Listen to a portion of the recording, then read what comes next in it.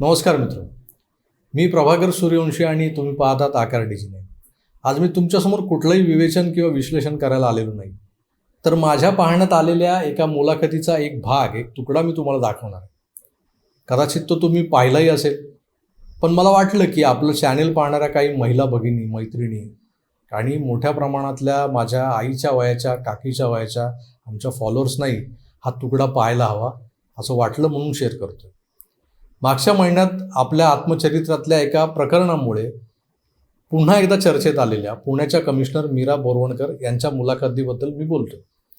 त्यांचं आत्मचरित्रात्मक लिखाण जे आहे ते पुस्तक मॅडम कमिशनर, त्याची जी इंग्रजी आवृत्ती आहे ती वाचायला घेतली आहे मी, पण ती म्हणावी तशी ग्रीप घेत नाही आहे. कारण अर्थातच भाषा मराठीतून म्हणजे आपल्या मातृभाषेतून जो आशय, जो अर्थ, जो संदर्भ आपल्याला लागत जातो, उमजत जातो, तो एका परक्या भाषेतला मजकूर वाचताना लागत नाही, तो फील येत नाही. सरळ सांगायचं तर सूर लागत नाही. या पुस्तकावर एक विशेष एपिसोड मी लवकरच सादर करणार आहे. म्हणजे आता पुस्तक वाचून झाल्यावर अनेक पुस्तकं अद्याप पडून आहेत, जी मी खास एपिसोड्स करण्यासाठी बाजूला काढून ठेवली होती की यातलं काहीतरी मसाला वापरायचा. पण रोजच्या राजकीय दबडग्यात या विषयांना हात लावायला वेळच मिळत नाही. त्यातलंच हे एक पुस्तक मॅडम कमिशनर. पण या पुस्तकाबाहेरच्याही काही घटना आहेत ज्यांच्याबद्दल मीरा बोरवणकर अशा मुलाखतींच्या माध्यमातून व्यक्त होत आहेत. त्या घटना समस्त स्त्री वर्गापर्यंत पोहोचल्या पाहिजेत. याच उद्देशाने हा जो तुकडा आहे व्हिडिओचा तो मी तुमच्यासमोर सादर करतोय. जरूर पहा. तर काय झालं होतं, आमची अकॅडमीमध्ये 1981 70चा साधारणतः बॅच होता. तर त्यामध्ये बाय चान्स मी एकटी महिला अधिकारी होते. तर मला सुद्धा फारच वाईट, विचित्र वाटला की आपण असे कसे इथे जगणार.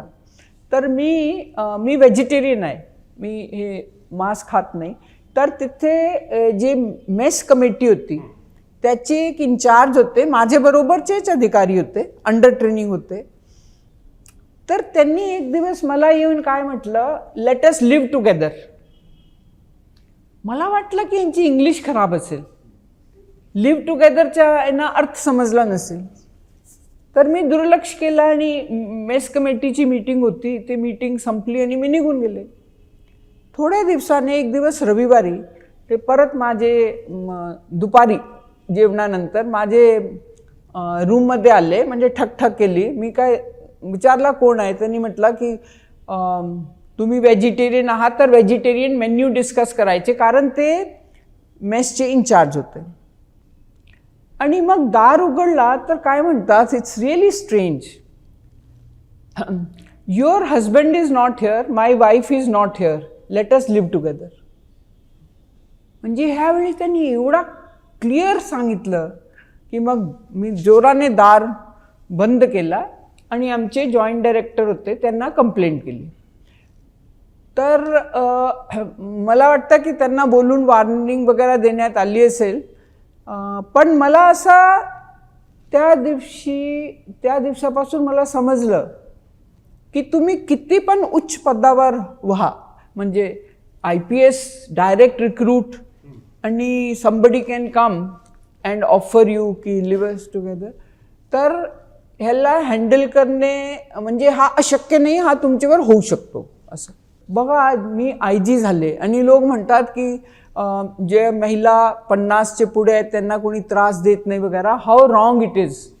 आणि I was 50+ and I was in a powerful position. तर एक वरिष्ठ अधिकारीने 2 वेळ मला असे शब्द काढले आणि असे कमेंट्स दिले की जे मला आवडले नाही. आणि त्यानंतर ही फाईल चर्चेला आणा, आणि चर्चा संपली, ज्याची फाईल आहे तो ज्युनियर अधिकारी निघून गेला की तुम्ही बसा आणि चहा घ्या, हे घ्या. तर मला एवढा कंटाळा आला की ह्यांच्या काय बरोबर हे दिसत नाही. सो मी कॉन्टॅक्ट केला. मंत्रालयामध्ये एक विशाखा कमिटी झाली होती स्थापन. तर तिथल्या ज्या मॅडम होत्या मी त्यांना कॉन्टॅक्ट केला आणि सांगितलं, बघा ह्या अधिकाऱ्याने 2 वेळ असे शेरे मारलेले आहेत, ते मला मान्य नाही, तुम्हाला लेखी देऊ का. त्या मॅडम म्हटल्या, तुम्हाला लेखी द्यायचे तर द्या, पण जर तुम्हाला काय प्रॉब्लेम आली तर मी तुम्हाला सपोर्ट करणार आहे.